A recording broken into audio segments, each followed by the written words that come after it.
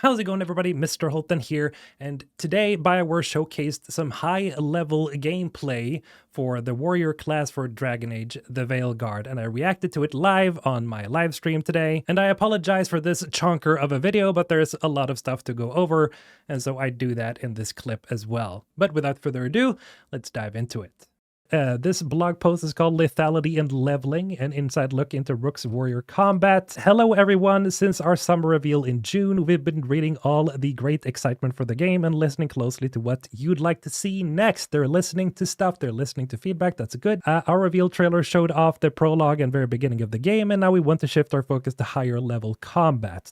Today we're going to cover our game's combat system, looking at how Rook and companions can be built up to meet the perils facing Thedas using deep RPG systems. This starts with choosing a desired class, as there are three main classes to select from when creating Rook: Stalwart Warrior, Deft Rogue, or Spell-Slinging Mage.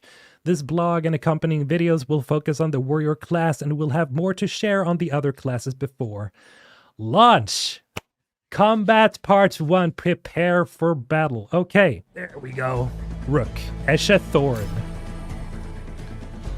Assign ultimates and abilities before jumping into battle. Oh, so you assign stuff before you start the mission, is that it? Or are we just in the menu itself? When you press pause, equip runes to enhance your power set and access unique abilities when activated. So these are some of the abilities they've talked about before.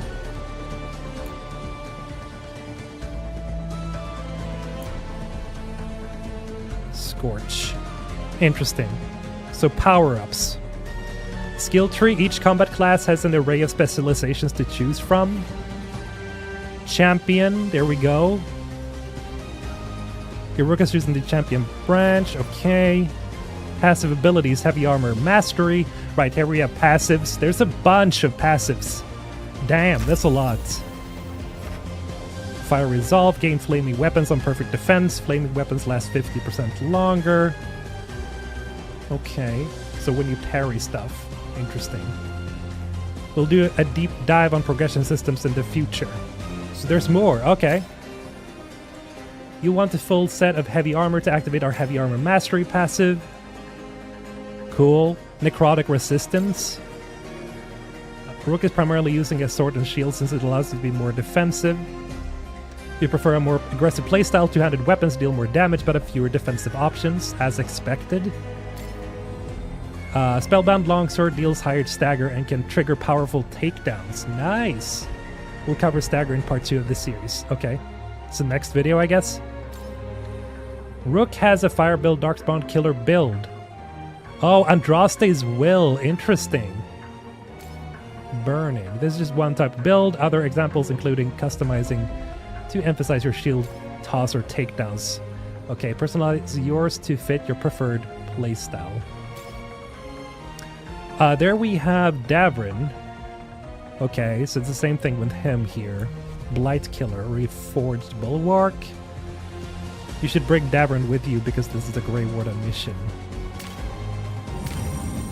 Oh, I like the little cards. There we go, Lucanus. Looking pretty cool. Nice. Okay, so that was the first part. By choosing Warrior, the fighting style revolves around close-range combat and defense. Skills, traits, runes, and abilities are customizable to best suit that type of playstyle. The loadout will have slots for abilities accessed from the ability wheel. Picking which abilities from the many in the arsenal to bring into battle is a strategic choice made for each encounter, and they can be swapped out anytime except during combat. For some added depth, there are up to 3 equipable runes. Runes provide a variety of control, utility, and additional damage to synergize with your build. While in combat, all 3 runes can be cycled through and activated. As they've talked about before in the Game Informer articles, you know, there will be more abilities when you use runes. There are a wide variety of potential abilities that are unique to each class and can be customized by spending skill points. For example, the warrior class will have certain abilities that deal fire damage. Players can plan their build around this, and each skill point spent could be in the pursuit of this build. Each step taken is designed to augment rook and or abilities. As is standard, you know, with RPGs, Eventually, Rook will gain access to specializations, which grant powerful abilities unique to each specialization.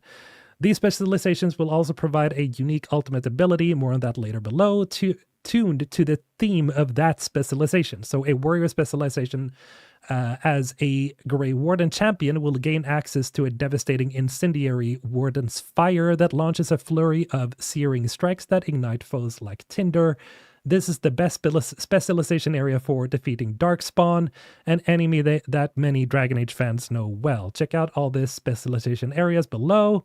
Minor gameplay spoilers, and we'll have a separate spotlight on progression later as well. So we got Warrior, Rook specialization areas. Reaper, become the Knight's Blade, steal life, and risk death to gain incredible unnatural abilities. Sounds like a good two-hander type sort of, or maybe dual wielding. They haven't mentioned anything about dual wielding, but still, like it's more like a DPS. Slayer, of course, this is the same big swords, leap into the fray, wield massive punishing weapons while rushing enemies to deal devastating blows.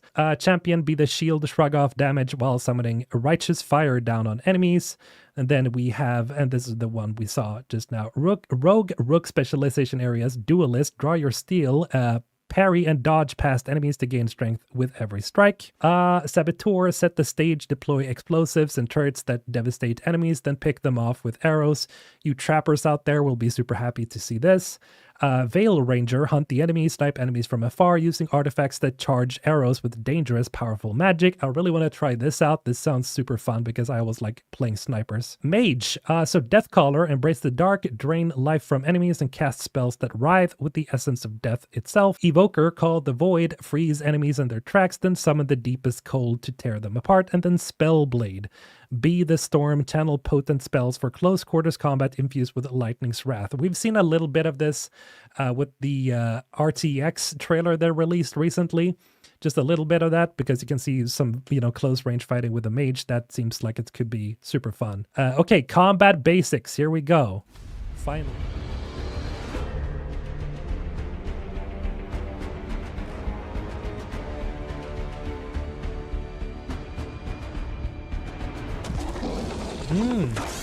Dragon. Hello there. Triple threat heavy armor mastery. Okay, here we see some of the 4 standard skills. Or 3 standard skills in one. Combo opportunity. Enemies have a multitude of damage and vulnerabilities and resistances. Abilities which exploit weaknesses have a green outline. Oh, so it tells you what they're weak to, essentially. Ghouls are joined by Hurlock Spikers, ranged combatants who are also vulnerable to fire. Cool. Yeah, this is very tanky, obviously.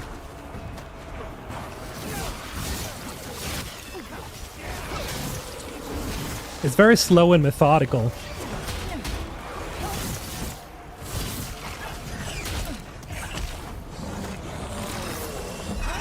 Use the kick ability to deal massive damage and knock enemies off edges. Nice! Yeah, they got a kick. Nice. We got the Sparta moment, guys. I wonder where this is. Health pots. Here we see some healing. Okay. Director companions. A yellow bar indicates armor barrier. Armor is resistant to most attacks. Heavy attacks are the most effective against it.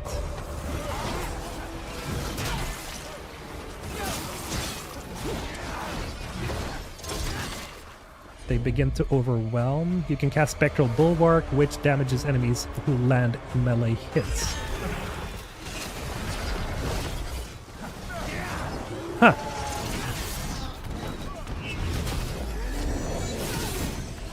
Okay, they have a lavender. It's the purple stagger bar. Okay.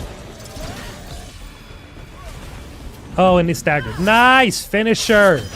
Yes, that's what we like to see. Now let's talk about the foundations of combat system. The 4 core moves that all 3 classes share include jump, dodge, light attack, and heavy attack. which can all be chained together. Okay, that makes sense. Rook can dodge at any time, even mid-attack, which adds fluidity to the combat, is taking damage or dealing it better at the moment. Light attacks do quick damage and build small amounts of dagger. Heavier attacks are slower and build more stagger to your opponent. Once enough stagger is built, the enemy will be rendered more vulnerable to all incoming damage and allow Rook to perform a takedown. Each of these attacks, light and heavy, can be charged by holding down the button to deliver a more potent version of the strike.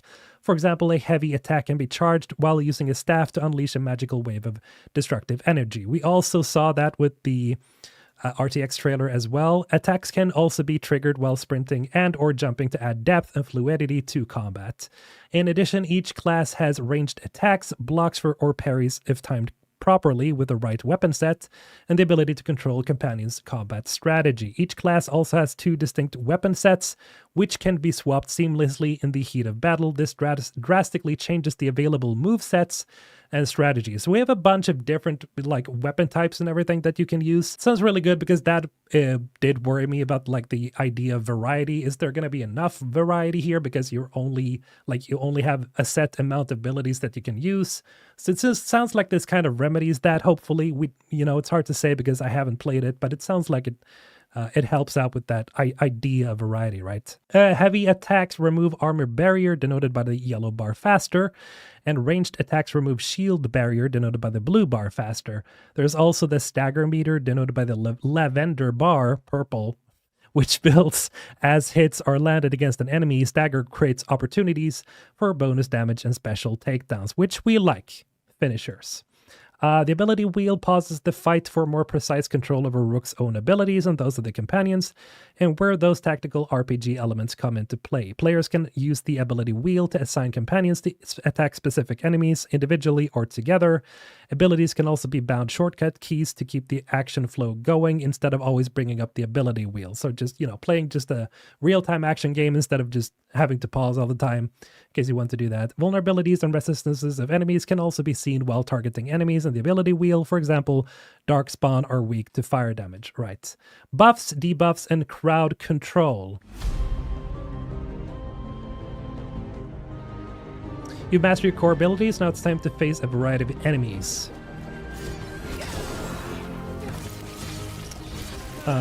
Champion branch, okay. Whereas our frontline warriors capable of devastating up-close attacks. Titan Stomp, damn. Sounds interesting.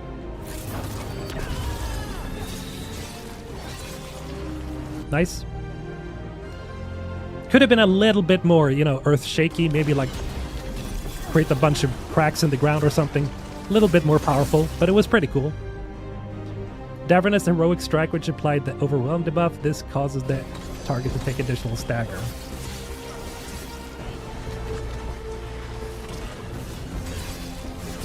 Shield Volley passive, which ricochets your enemies or your shield 3 times if you have to with a heavy attack. That's Captain America stuff right there. Quick recover, so you can get up if you get knocked down quick. Rook is getting attacked on all sides. You can command Lucanus to use Abominate to knock enemies down. Okay. Didn't really see what happened there.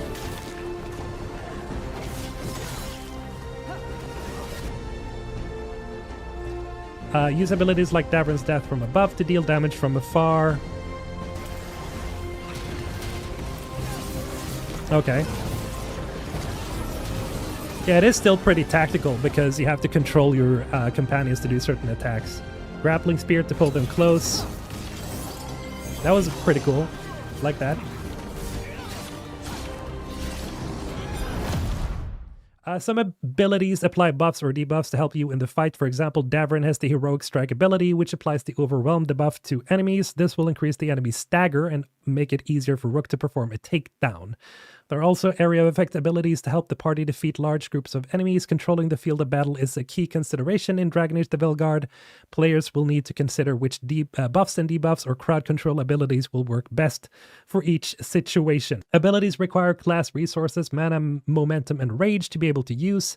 Each class primarily builds up their class resource by dealing damage with basic attacks. And in addition, each class has secondary ways to build their class resource. Warriors build rage by taking and dealing damage. Rogues build momentum by dodging attacks and parrying successfully. Makes a lot of sense.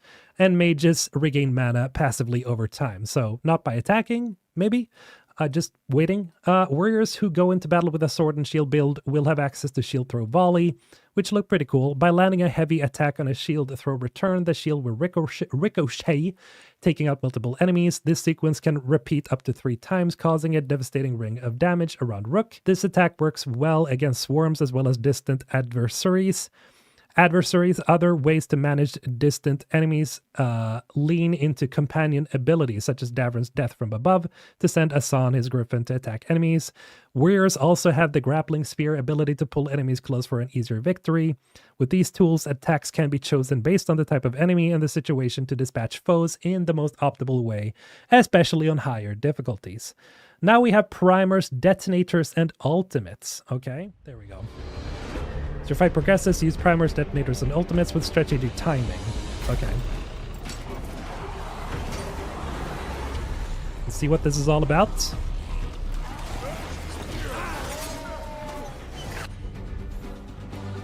Says the situation.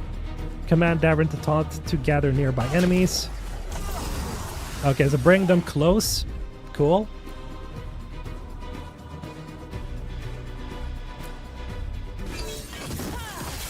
Bring that over there. I see. Okay. Activate the crystallized room to freeze the gather group in place. Okay. Freeze them. Nice. Lucanus can use Eviscerate to detonate the combo.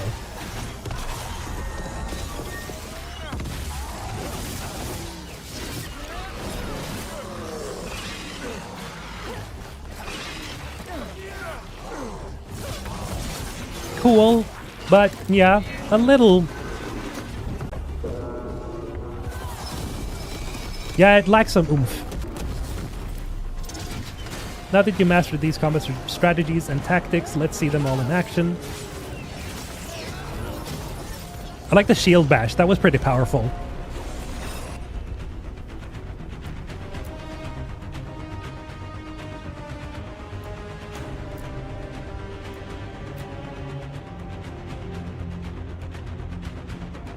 There are definitely more strategic, pauses here than I expected.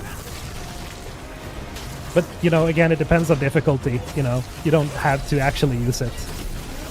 But I'm definitely gonna.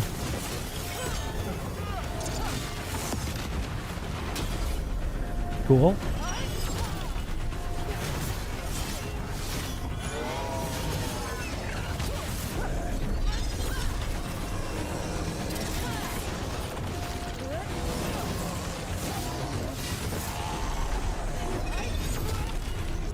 God, I love the kick. The shield bash and the kick are definitely the most, impactful abilities.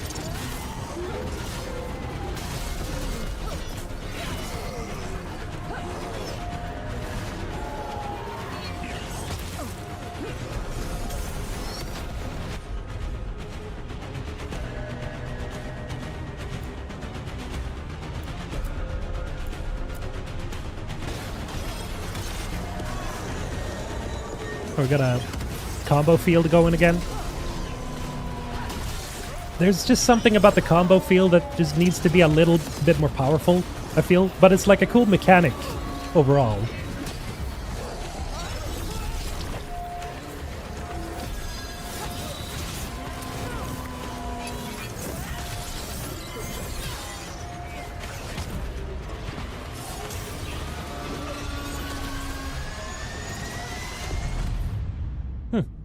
Pretty alright.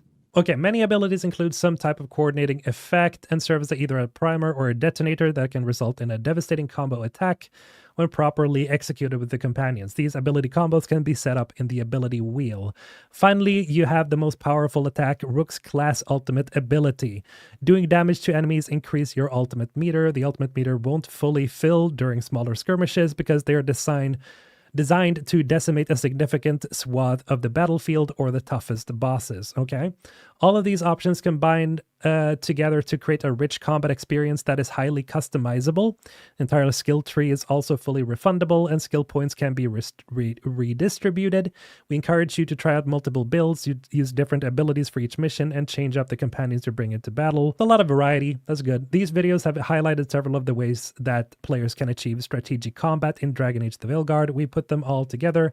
In case you wanted to see them back to back, check out the full video below. All right, so that was it for this showcase from BioWare. We're gonna get more stuff in the future so we can get a closer look at the other classes as well and some other weapons as well, because that's something that I really wanted to see. I wanted to see some two-handed action here, which we unfortunately didn't get. And I do have my thoughts and opinions of this showcase itself, and if you do want to see what my thoughts are, you can just go ahead and check out the live stream. But do let me know what you guys think in the comments below. I'm very curious. Are you still not completely sold on it? Are you super hyped for it? Did this showcase sell you on Veilguard, or are you just not going to play it at all? As always, keep it respectful down there and have a great day. Mr. Olton, signing out.